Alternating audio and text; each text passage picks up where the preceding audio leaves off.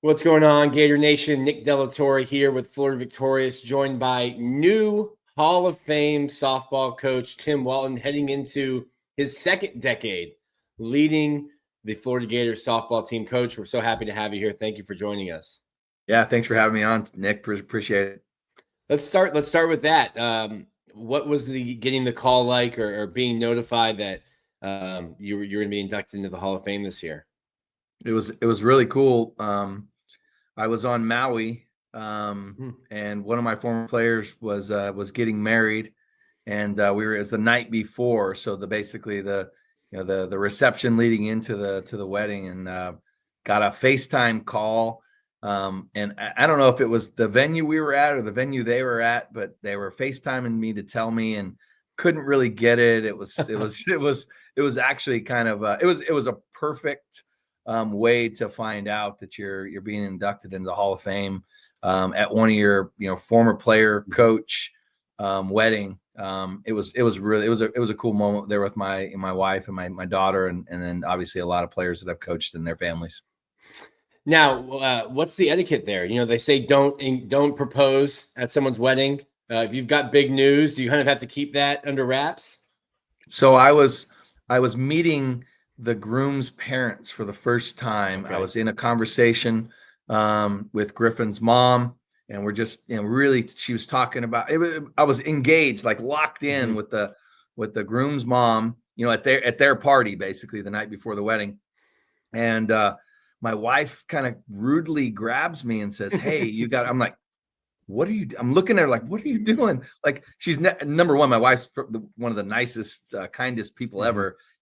I would probably be more likely to do something like that to her than her to me. I was like, what's going on? And then she goes, "Hey, you got a phone call." I'm like, come on, what the heck? So it was pretty interesting. But to that point, like, I didn't want to tell anybody. Like, I'm not gonna rain on their parade. Like, this isn't about me at all. And so I tried to slide out the side door. Well, it's certainly an honor. And I think we'll probably start this. Kevin O'Sullivan always tells me, great players make a good coach look great. I think you've had some incredible players throughout your time at Florida. And then you have a really talented freshman class, but also a transfer class. And I guess we'll start with with the transfer portal kind of opening, how has that been navigating, new uncharted waters for you and your program? Yeah. When you've done this as long as I've done it, as we get older, we start to recognize, kind of our, we'll call them personality defects. We'll call them all kinds of things. And so it's having like-minded people that you recruit it's not a secret to success, but you really have to get people that mesh well with your style, whether it be your coaching style, whether it be your adjusting style, whether it be your work ethic. There's so many factors going into what makes a great player. And so I think that, when you're recruiting high school players, especially at the clip that we were recruiting them on for a cycle, all sports have been doing it, but softball was pretty accelerated.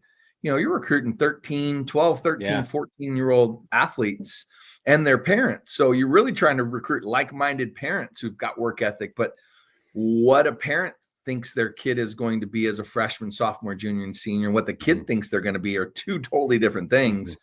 And so I do believe that recruiting is still an art. It's still a science behind it. There's a lot of factors that go into it, especially a high school kid. But the transfer portal is a totally different animal. Now you've got adults. Yeah. You're recruiting, and you're not recruiting the parents. You're recruiting the athlete. And when you're recruiting the athlete, they know what they already had and they know what they want. And then I think that, to be honest with you, the transfer portal recruiting has been something that, if you look at how we've done very well in the transfer portal recruiting. We've created conference players of the year. We've played national players of the year. We've done SEC players of the year on multiple occasions, All-Americans, academic All-Americans. And I think that part of the recruiting of the transfer portal gets a really big negative, a black eye, if we will. And I think there is a lot of negative to it, but I think there's also the positive side of things, and that is that you can go out and recruit a highly motivated athlete who knows what they want. And most of the time, and I tell them all the time, I'm recruiting you. I think you're going to be really, really good, but you're recruiting me too. And I want this to be a two-way street. You got to find a place. If you want to come here because, we've got your major, if you want to come here because, you want to get to the College World Series, if you want to come here because you're going to get coached really hard, those are all great reasons. If you want to come here because you kind of like playing softball, or you think softball is kind of fun, don't come to Florida. It's not going to be as fun as you think. We're going to work really hard. Academics are a deal. Like it's a big deal. You can, Corby Otis for us right now is a All-American, an academic All-American. She's just finished her first year with us. She's in her second year now. This summer, she spent 6 weeks doing a paid internship by Gators Experience over at UF Health in Shands. And she's shadowing heart surgeons because she wants to be a cardiothoracic surgeon.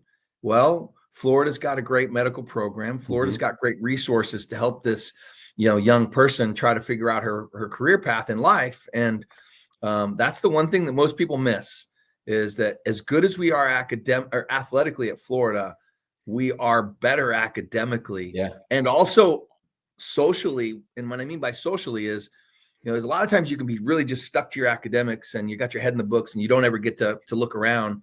At Florida, you can do it all. You can have fun. You can get an unbelievable degree. You can be on an unbelievable sports team on this campus. And you can learn a lot. And then you can ultimately have a lot of connections that can set you up for life. And I think that's where our Gators Experience team does a fabulous job of helping people like Corby, and before her with Jocelyn Erickson on a global lead missions trip. And same thing with Avery Gels and Elizabeth Hightower before them. They're paid programs that help set kids up on learning about what they want to do professionally in life. And I think that's what as a parent, that's what I'm hoping my kids find when they go to college, or when they went to college, to find something that they're really passionate about. Yeah. Talking to some of our athletes, I wonder if they have the same 24 hours that I do, with all of the things that they're able to do. I laugh because they're so well connected. Like their mesh is so heavy. You talk to a young person, they're like, oh yeah. Some so-and-so and so-and-so. I'm like, how do you know that? Oh, well, I was on their Instagram reel, or I followed them on Snapchat, or I did this. I'm like, oh my gosh. Like I have to set aside like 15 minutes a day to get on my social platforms, just check things out, just to make sure I'm current. And these guys are digging deep into people's like everything. And I'm with you. Like I need a tight 8 every night. I don't know how they do it.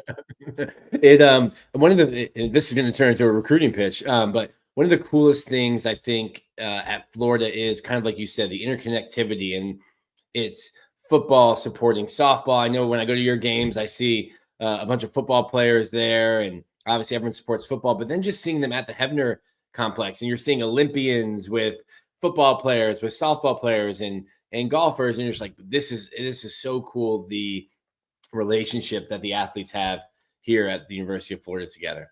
It's pretty unique. Iron sharpens iron. I mean, and you're in the Florida, you're in obviously the Hebner football complex and the Condren family dining facility, in the hall, the Foley Hall of Champions.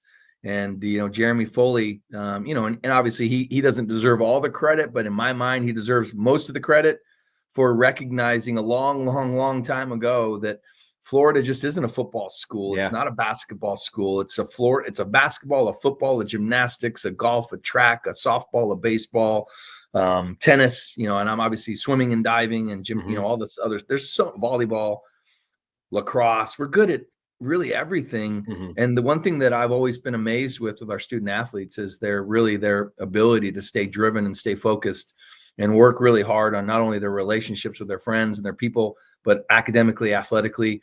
But who wants to walk into that hall and look up and see, no softball banners flying, or who wants to walk to the weight room and see no names on the all the championship, SEC and national championship trophies along the wall. So, I think that this place is what it is. It could be a monster at times for some, but I think that, again, I'm biased, but this is one of the best athletic departments, top to bottom, male and female, of any athletic department in the entire country.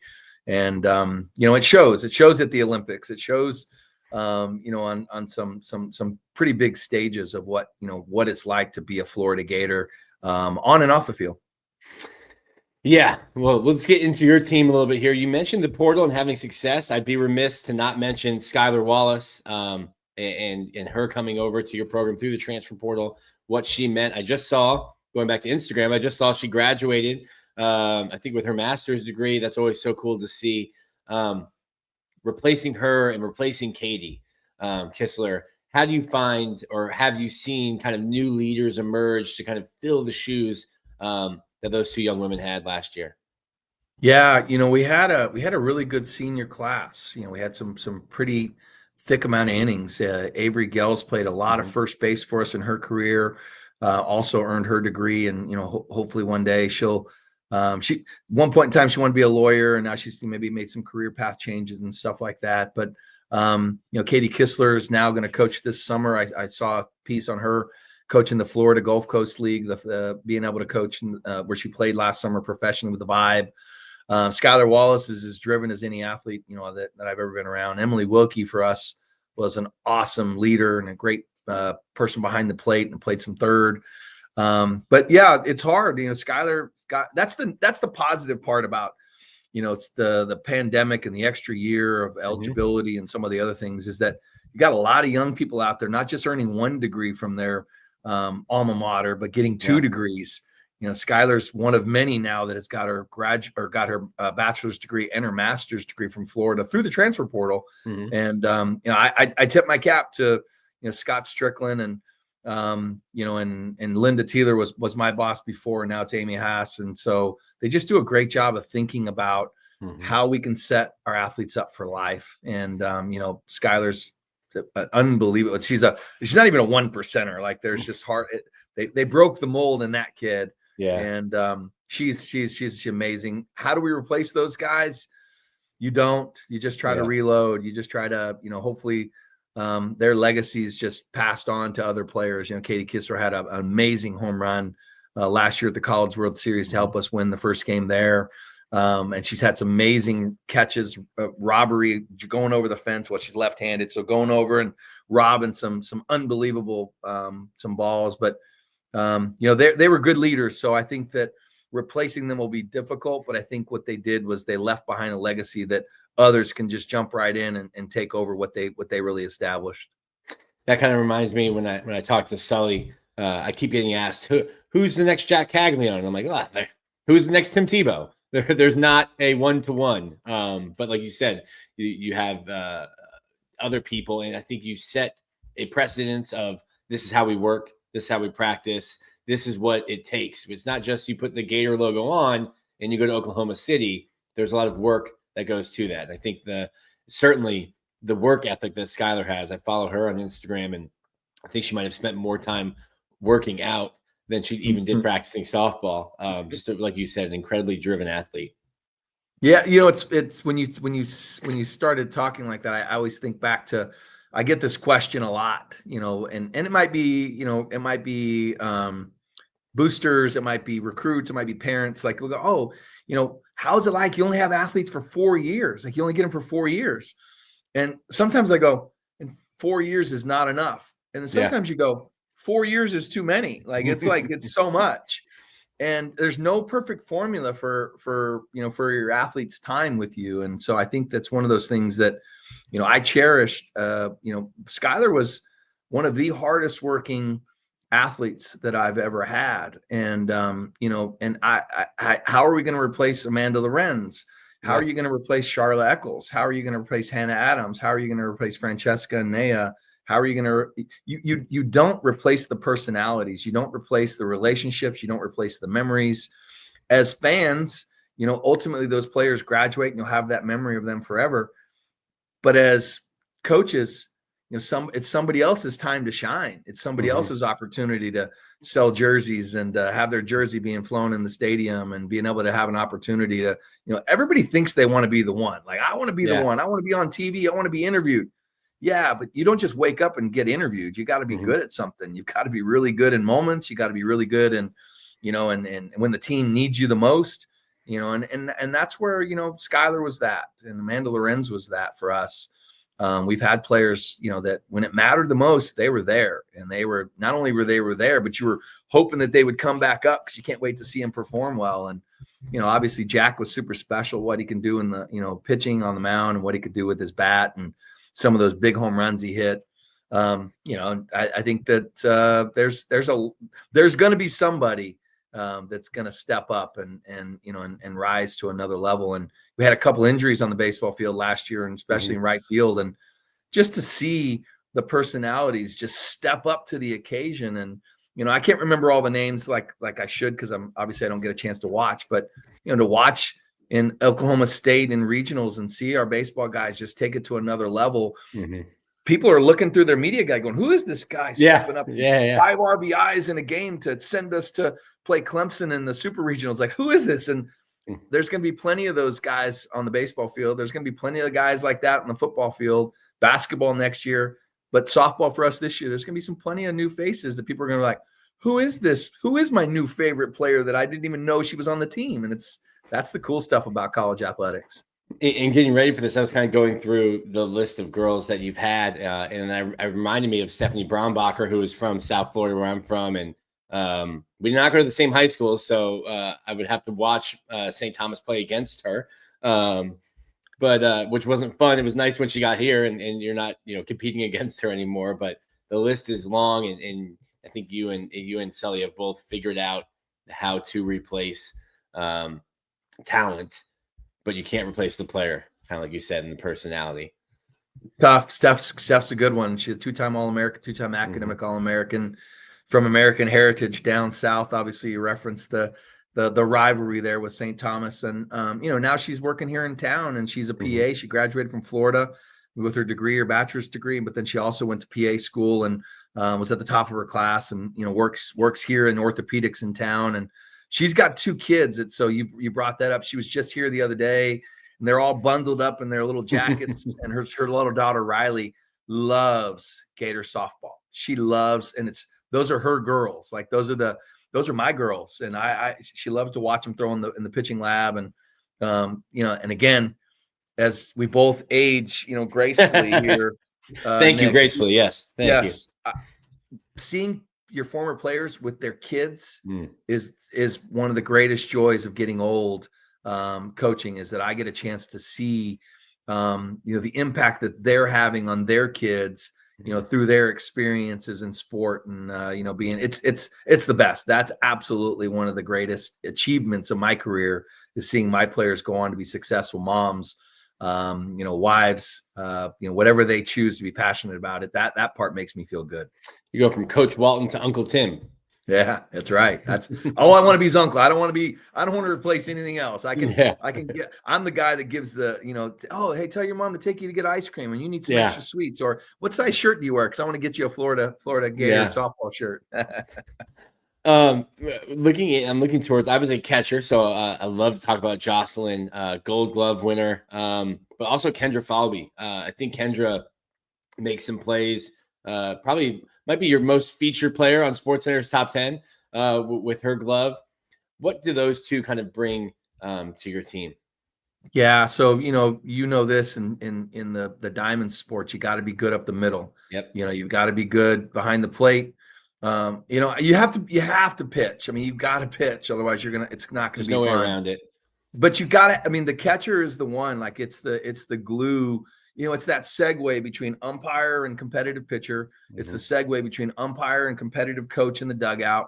And you have to have that, that featured person back there. Jocelyn is obviously not a traditional catcher because she's left-handed. And I think that, your traditionalists would say, oh, you can't, there's some huge advantages of being a left-handed catcher. You catch a ball and then all of a sudden you're getting picked off and you didn't even know they could pick you off from that angle because you've never seen it before. And so I think there's some huge advantages. She does a really good job, especially with when you look at right-handers, for her, obviously her gloves on this hand, she can catch the outside pitch as well as anybody. She blocks, she receives.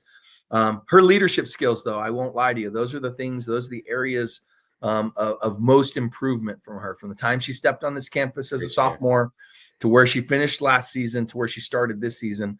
her leadership skills, her ability to, kind of articulate what she's thinking, but maybe not always say it the way she's thinking it, because, let's be honest, I prefer blunt, brutally honest. You tell me, say, hey, your curveball sucks today. I want to know that. I mean, I got a pretty good idea it sucks.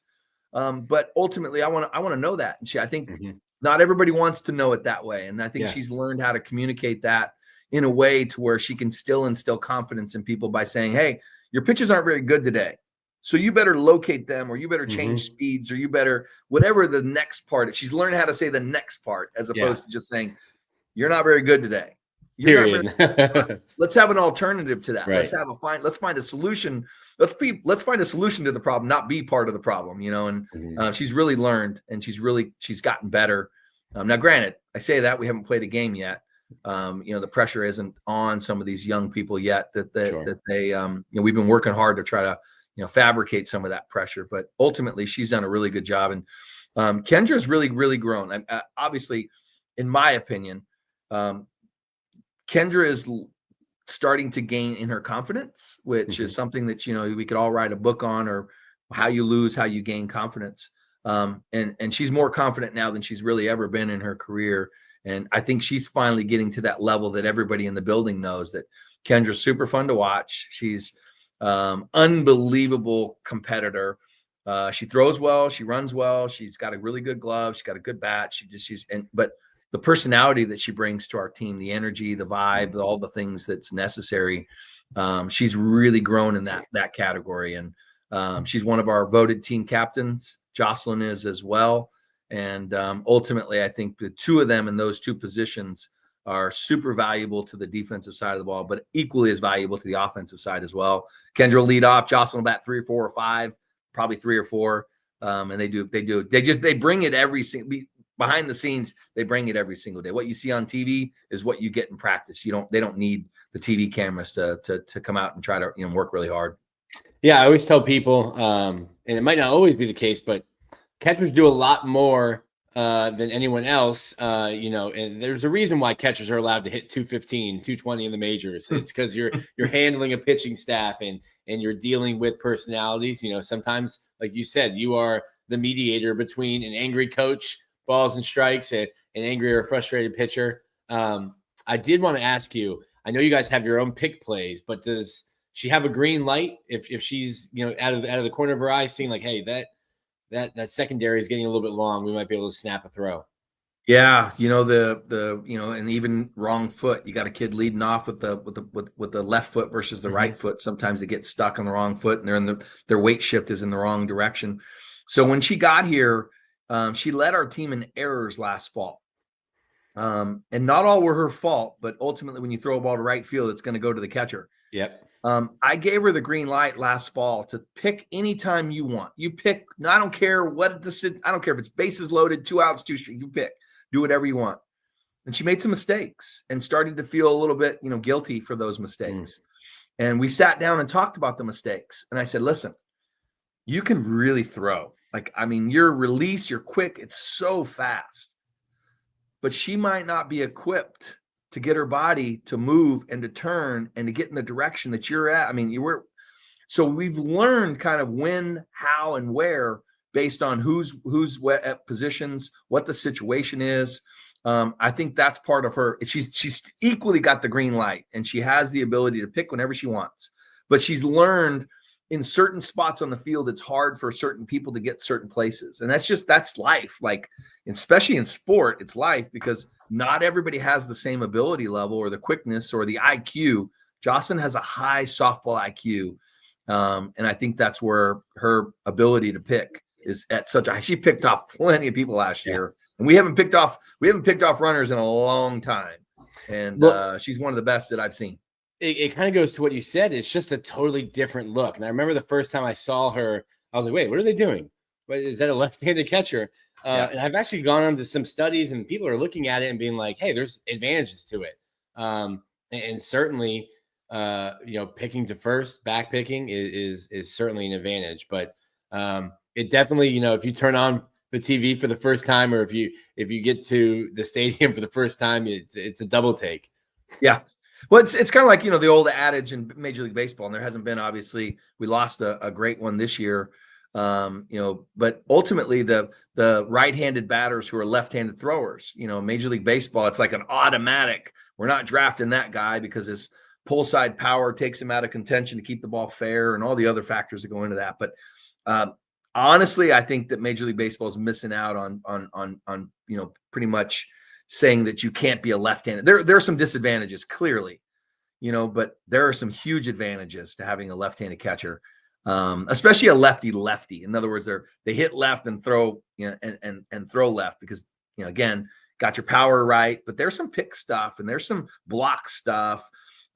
Tag plays at the plate can be a little difficult at times, but with all the reviews and all the stuff we have nowadays, like, who cares? Move your feet, turn the wrong direction, do the other stuff. It's almost like the right-handers almost have a left-handed, because they have so many restrictions on where your foot can go and how you can do it, that I think all the catchers look left-handed sometimes. Well, we in baseball, we'd always say the left-handed pitchers were a little quirky, a little weird. That might be up for all lefties to go. Maybe. Now, one thing that I always thought and was always wanting to ask you, softball for so long was like, hey, you just need one pitcher, and your legs will get tired before your arm because it's a natural movement.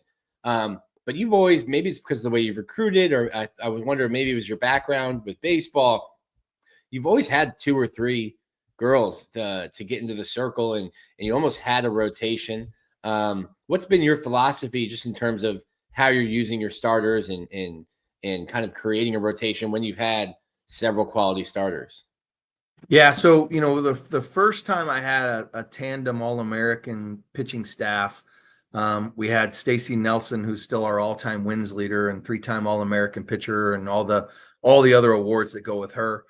In 2008 and 2009, Stephanie Brombacher was our freshman and sophomore pitcher those years, and she went 42-0. She won 42 consecutive games, in college, complimenting Stacey Nelson. Then in 2008, I think we won 70 games. In 2009, I think we won like 63 games, and we only lost 10 games in those 2 seasons combined, 5 and 5 each year.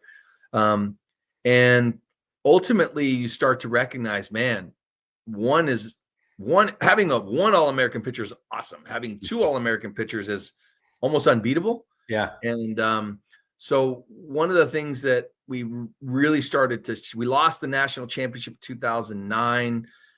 2011, we lost the national championship with a freshman pitcher, and really only had, and I think Stephanie Brombach was a senior that year, but got hurt with a bicep.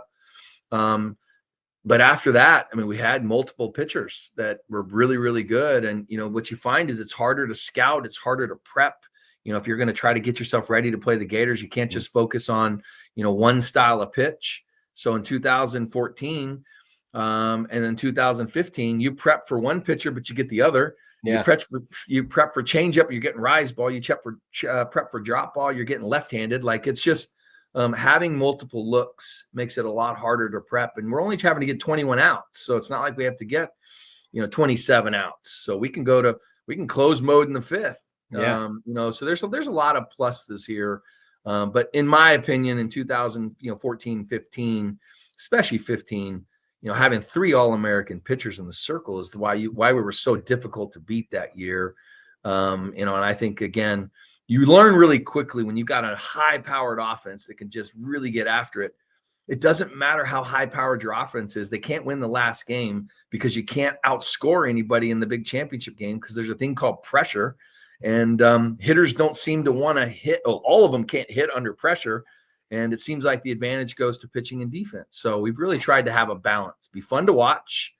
Be really dynamic in your lineup. Like, I have 9 hitters, and I hope that all 9 of them have a different strength and weakness than the other, to make it hard and very difficult to shut out, or hard and difficult to shut down. And then having the arms, like you mentioned, this year we've got multiple looks. And, last year, if we had multiple looks, we probably would have had a chance to play for a national championship. We're probably 1 inning away from, getting to that point. But I think when you look at it, having a lot of diversity, we're not a cookie cutter offense. We're not a cookie cutter defense. We're not a cookie cutter pitching staff. I want everybody to have their own strengths When you come to Florida, your strength's going to be your strengths, and hopefully we can improve your weaknesses. But I don't want to improve your weaknesses and make you less of a version of what you were good at. I'd rather you have a weakness, and I know your weakness, as opposed to thinking you're really good and then you're not as good as I thought you were, because you can't perform at a level because we've taken away your confidence or taken away your skill set. There's a reason you're here. There's a reason we offered you a scholarship. Let's not take away from that to try to change 100%. with something else. Yep. And kind of on that note, Keegan Rothrock got an incredible amount of experience last year. What have you seen from her, maybe in terms of evolution or growth from all that experience? Obviously, getting to pitch out in Oklahoma City as a true freshman is incredible, something to build on. How have you seen her kind of grow into this season? In my world, I look at it and say, okay, it's pretty well documented that she had a pre-existing injury when she got to Florida. She was the Gatorade national player as a junior. She was only the Gatorade high school player as a senior. She wasn't the national player of the year. She was only the state of Indiana. So she had a down year in Keegan Rothrock terms, but that was health related. That had nothing to do with skill. It had to do with her health. She gets to Florida, still not 100%, goes through the process of the fall. We had to really manage. And having to manage her was tough because she wanted to do everything, but she couldn't do everything. And so we tried to do all the things necessary. And so ultimately, I think she lacked a little confidence. She lacked a little bit of trust because she just wasn't 100% pain-free. Saw a specialist for the second time, one in the state of Indiana, one here in Florida. And they both said the same thing to her, that, what she was dealing with. And at that time, it's compartmental syndrome. And what she's dealing with, she's never going to have, quote unquote, 100%, we'll call it pain-free in her lower extremities, in her lower legs. And so therefore what you're feeling, if it doesn't hurt, it's just not comfortable. It's not 100% comfortable. It's not 100%, maybe normal in what you were used to dealing with in your first 17 years of your life. Nothing bad's going to happen. These are what's going to happen. We just have to manage certain things that you do. So we don't want to pound the pavement and do stuff like that. As soon as the doctor said that, all of a sudden I saw this kid that was, kind of like this, to like, I'm fine. I'm good. And so what you saw from her was just a trajectory of boom, boom, boom, boom, boom. Yeah, she had some bad games along the way, but one thing she didn't have was having a negative outlet to a lot of things. And she has really transformed her body in the off season, where she's put in smarter work because she realized what she could do and what she couldn't do. And she didn't feel like she was she didn't feel like she was a wimp because she couldn't do certain activities that other players were doing. And that helped her grow and helped her fit in and helped her become more confident. And, and again, I've noticed a big transition in her happiness. She smiles a lot more. She's super focused, but I just feel like she's just a lot happier and more meshed, and doesn't feel like, because I'm not doing the same thing that my teammates are all doing, that nobody's looking at me any differently. They know I'm putting in my work. And I think that's the hardest thing about, coaching some high level type A wired females, is that they all feel like they have to do the same thing. It's a compare. And it's not like that. Like, not in any profession and any sport, everybody's work ethic and everybody's needs are just different. And I think we're hitting a lot more on Keegan's needs. And I think that what we've seen out of her is a tremendous development. And not only in her, Keegan Rothrock, in my opinion, was probably one of the best. I'll just say 10, just to make it easy. I might be less than that. Probably one of the best 10 youth softball pitchers I've seen in my entire recruiting career. When I watched her pitch, I went, oh my gosh. And this is like, the ball's like, it's velo, it's movement, it's deception, it's all the things. I'm like, oh my gosh. And so, and again, a couple state championships, a couple national players of the year, a couple youth championships. She's had a tremendous career already. And then last year, everybody's like, man, who is this kid? She gave up a home run. Like, I've never seen this before. Usually someone has a bad game. They have a bad game. Keegan had a bad game. We pulled her. Well, in softball, we can put him back in my other kid was having a bad game too.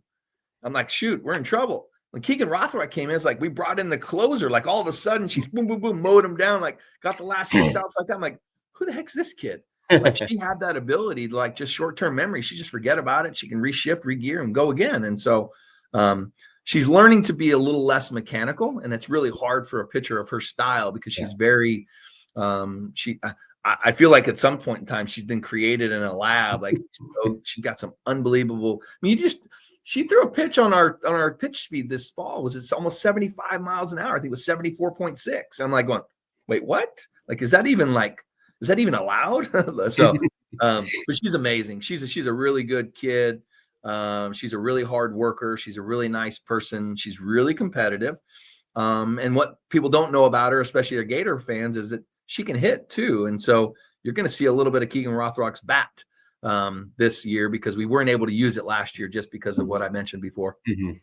That's exciting. I was spending some time with Colby Shelton, and I think a lot of baseball players will think, yeah, I can hit. Colby had no mistake, no mirage in his head that he could hit. He goes, no, they're throwing like 65. He's like, the timing of that from the circle to us is like, that's like a 90, mid-90s fastball. And you say 75, and now we're in like Danny Almonte pitching at the Little League World Series level. At 19. Yeah. Yeah. But okay, so Colby's different. He's wired different. Yeah. And he's also got two sisters that play ball, and so he's now. I think there are some guys over across the street that think they could hit. I would love. This might be some future content for Florida Victoria. Bring it on. Baseball players always say like, "Oh, the fastball was moving up," and you're like, "It literally can't." A softball can move up. Bring it in, down, left, right.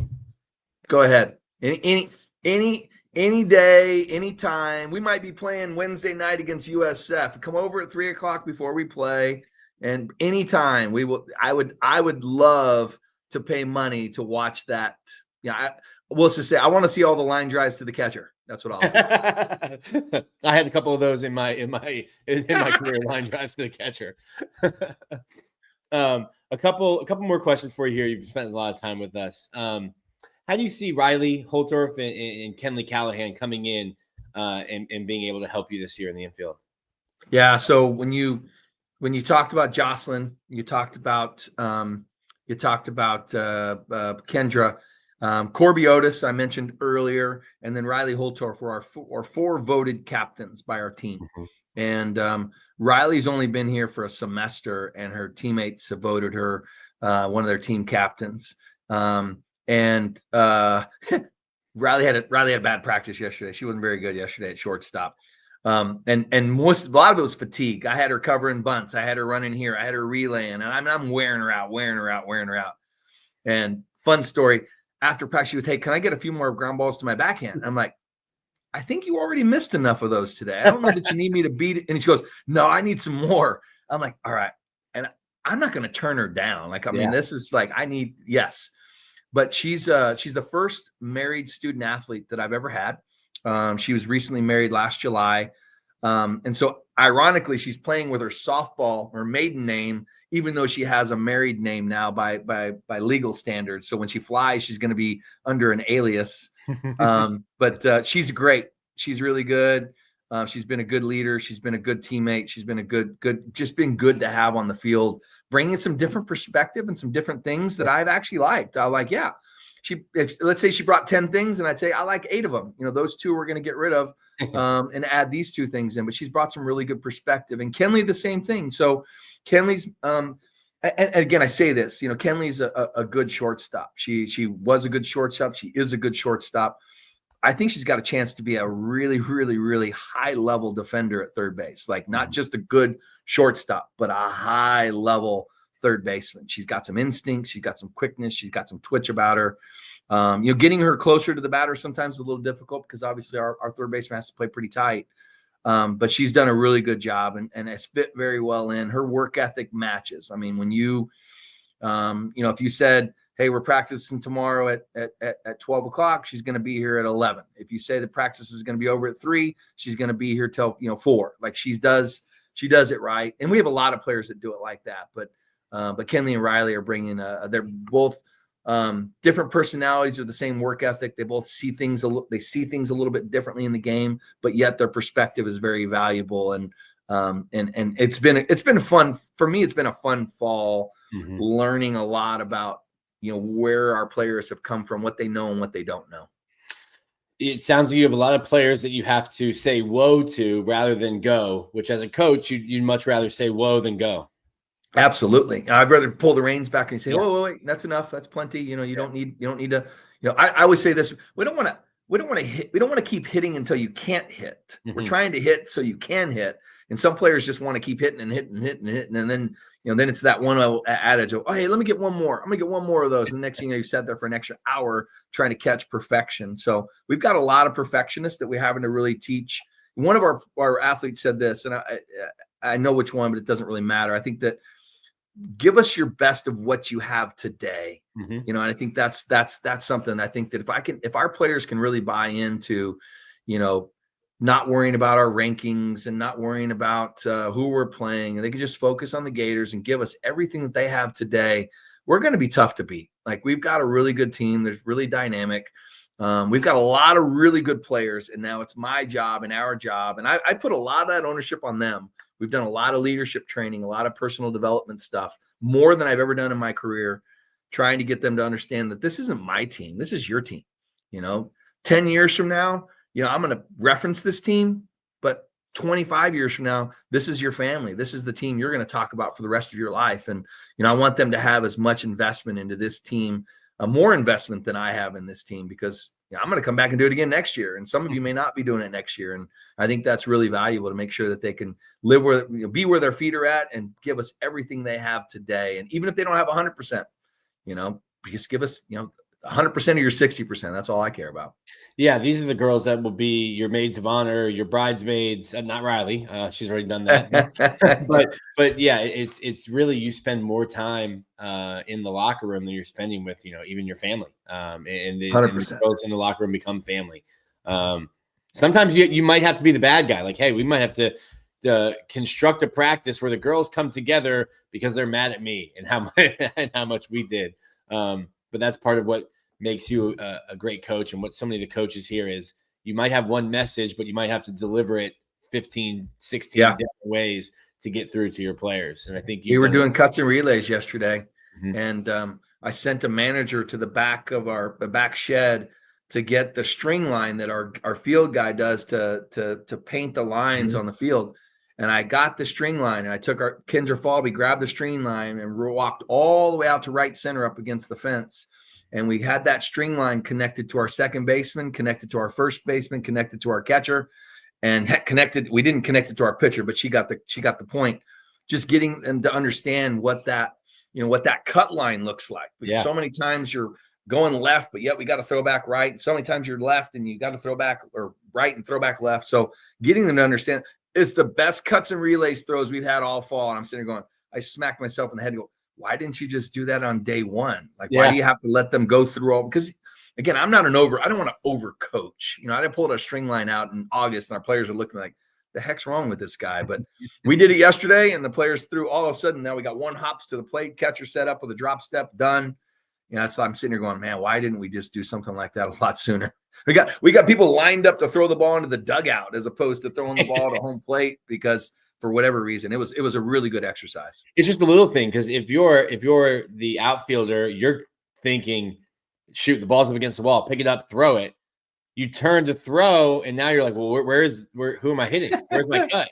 Yeah. And just that little second can mean the difference between holding a runner at third, or getting an out at home, or giving up a run, or throwing a ball into the dugout and giving up 2 runs. That's right. No, it's important. I mean, and you don't know what you don't know. And so I think being able to set those kind of things up. And, again, we talk about the cut line all the time. You talk about your glove side spot, where you want to be. You don't want your center of your body over, because then you're having to throw around your body. So learning how to keep your glove inside the line, and, and everybody's shoulder width's different. Everybody's athleticism is different. So getting them to understand that point right there, that I got to stay, that's where my glove's going to be. And I'm working back to it. It was good. It was a very good visual activity. And the message was heard loud and clear. We did it with the whole entire field. After we had the success we had in right field, I was like, let's move this over to center. Let's go to left center. Let's go down the line. It was very beneficial. Put an order in for more lines. We need more lines for the field maintenance crew. Yeah, or some ropes. Yeah.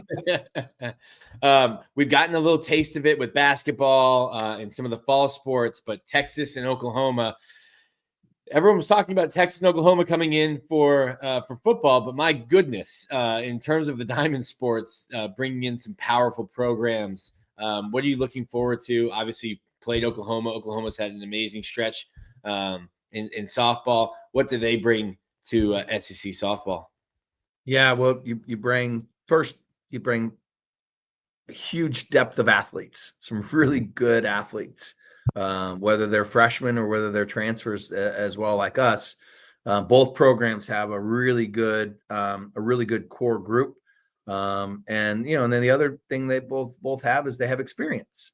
With between the two coaches at at Texas and at Oklahoma, a tremendous amount of postseason experience, developing athletes, developing championships. And so you bring a championship pedigree, great athletes, great coaches.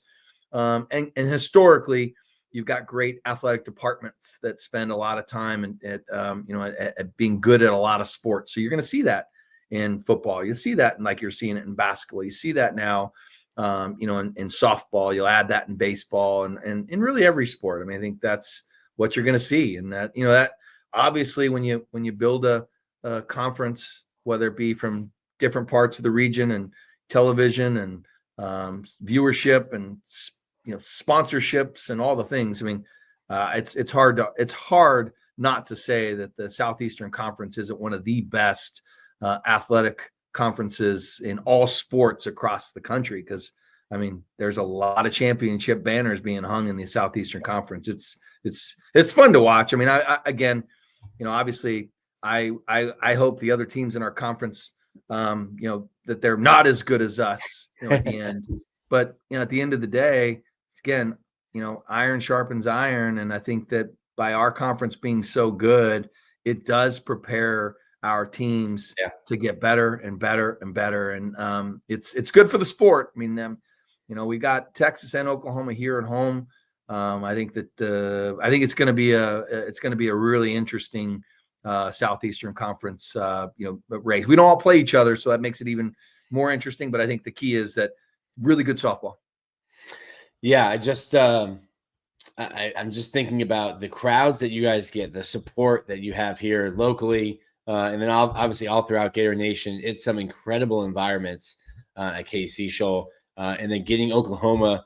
It's almost like a return home game because I feel like Oklahoma City, almost like a home game for them with how easy it is for their fans to travel. So nice to see Oklahoma come and play you guys. It's going to be an incredible season. I was talking to some of our Florida Victorious athletes who are on your team, and I said, yeah, you guys are number one, but that doesn't really change anything. I think just the logo that you wear is a bullseye enough every year that you go in. So it doesn't matter that little number you have. People aren't going to bring it anymore. You're getting everyone's A game every single time they come to play the Florida Gators. It's every time, and it's amazing to me as a coach. Again, and I played, and I know I did some silly things as a player back in whenever that was, a million years ago. But I think the Gator chomp, by visiting people happens a lot in all sports, and honestly, I think that's a sign of respect. You're not going to just all of a sudden wake up and do a Gator chomp if you haven't been thinking about the Gators. Mm-hmm. And it is what it is. It's all part of the deal. I think ultimately, that's the one part as a coach that I hope I do a great job of, just train my athletes up to be as good as they can be on and off the field. And we, believe that, obviously what we wear across our chest is super special to not only our fans, but the people that have wore that, uniform before us. And it's a big deal. It's you're right, though. It's a bullseye. It's you're going to get everybody's A game all the time. It's been like that for years.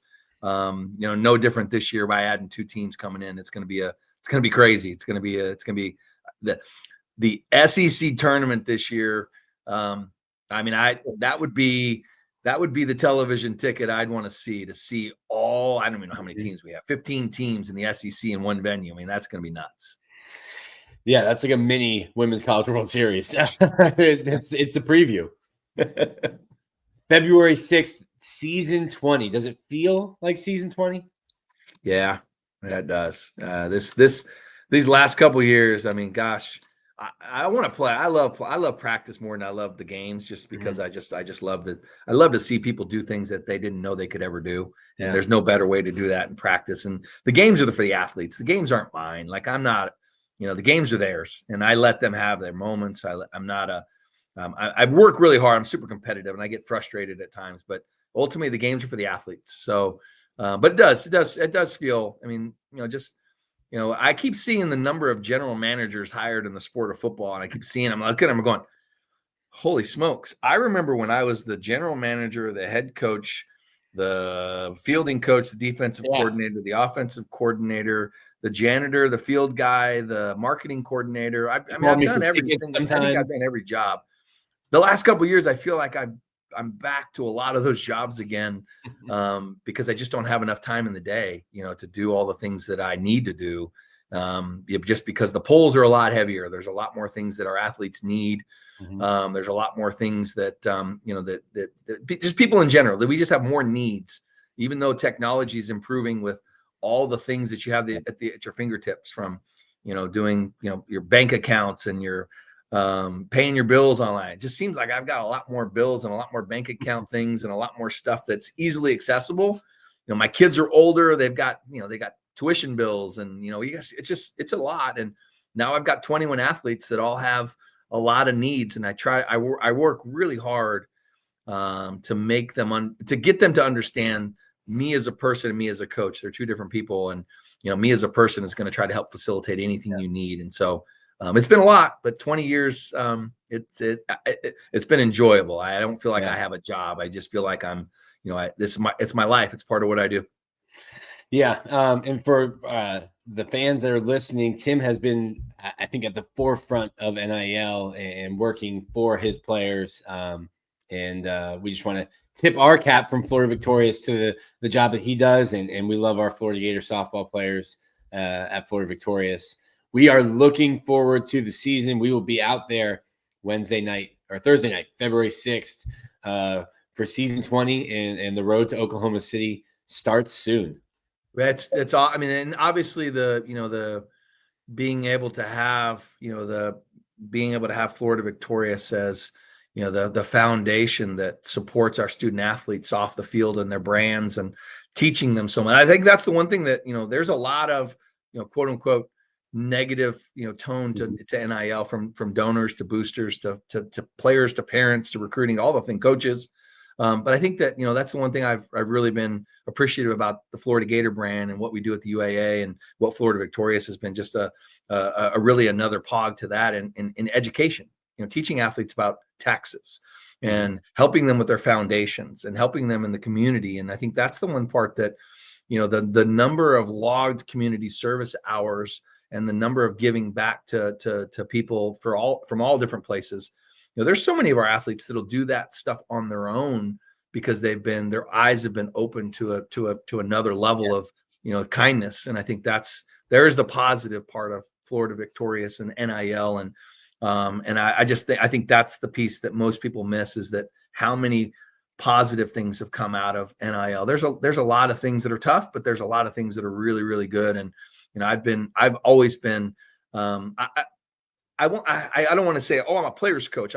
But there's a lot of me that is a player's coach. There's a lot of things that I would, that I've always tried to have an order of operation. But the most important part is making sure you get people that they know when they come to play for me, that they're going to be allowed to be who they are, believe in what they believe in, and support their teammates, their coaches, and their families. And that's one thing that I've always done. Is I'm not a cookie cutter person. I want you to be able I want you to be able to be and grow to be what you want to be. And, Florida Victorious has been another advocate of that for our teams, and be able to really support our student athletes. And, in one situation, and this is silly, but to pay off a student loan, because in the old days, our athletes have never had full scholarships ever. And to be able to pay off a student loan, go hard, work hard, and then now you graduate college and you can move into the real world and not have to worry about paying back your debt to college. I think that's a pretty cool thing that, that a lot of our student athletes, they've been able to afford things, and in a good way too, and give back to their families. It's been been a good relationship or partnership. I think I'm supposed to say the word relationship more than anything. So it's been good. I've been very pleased to be a part of the Florida Victorious team, and really I've learned a lot, more than I would probably ever give credit for. But I've learned a ton and met a lot of amazing people along the way that I've never would have been able to do as just being the Florida Gator softball coach. Yeah, and just mentioning that, just taking the burden of, oh man, how am I going to pay for this? And just we talked about school, social life, practice, games, the pressure of all of that, and then thinking like, okay, well, do I have enough money to go and do this? And just taking something off of their plate. I've talked to people who have set up savings accounts for mom and dad who have never had them before, and we don't write enough. I'm going to try, but we don't write enough about the good stories. I think we just see the flashy cars that the football players are driving and think that's it. But and that might be it for a lot. There might be a lot but for to be honest, when you start talking about again, I'll just use my team. You start talking about the Florida Gators softball team. Not everybody has the bandwidth to want to go out and do all the stuff. Some of which they don't want to. We've had plenty of athletes turn down money, turn down their partnership, their name, their image, their likeness with certain companies, certain brands that they just didn't feel connected to. And so, again, I think that's what you're looking at when you in life. I don't necessarily go to this restaurant, or I might not want to drive that car, or those are choices that I make. And I think that's one thing that, getting our athletes exposed to a lot of things early and teaching them the finer points. Ben Chase on our campus is amazing at working for our athletes and working with them to try to figure out, what are you passionate about? What do you want to be? What do you want to become? Do you want to send up a foundation? Do you want to do something here? And so there are a lot of positives. And, when you have as many of Olympians and, future first round draft picks as we have on the Florida Gator campus, you better be good at that stuff. Recruiting, that's our livelihood. We've got to continue to recruit just amazing student athletes on this campus if we're going to be good. And, I think, again, having what we have in Florida Victorious and having our athletic department and the Gators experience group kind of mesh all of those things together to give them more answers than questions. And I think that's what our job is to do. Questions will be answered February 6th as the Gators host, I believe it's UNF, before heading to Tampa for the USF Rawlings Invitational. Coach, spent an hour with us here. We appreciate your time, and we are really looking forward to this season and what you and the girls can do on the dirt. Thanks for having me, Nick. I really appreciate it. I get to go out and do what I love to do now. I get to go out and work on the field here in 20 minutes with my hitter. So I'm excited for that. But thanks for having me, and thanks for obviously everything Florida Victorious does for our student athletes. It goes a long way. So go Gators. Thanks, Tim. Go Gators.